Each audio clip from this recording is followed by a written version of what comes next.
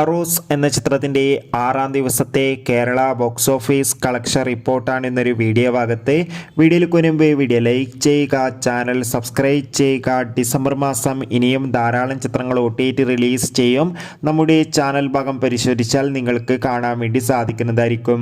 മോഹൻലാൽ നായകനെത്തി മോഹൻലാൽ തന്നെ സംവിധാനം ചെയ്ത ചിത്രമായിരുന്നു ബാറോസ്. ചിത്രത്തിന് ഒരു ആവറേജ് ബിലോ ആവറേജ് അഭിപ്രായം തന്നെയാണ് 6-ാം ദിവസവും പുറത്തുകൊണ്ടിരിക്കുന്നത്.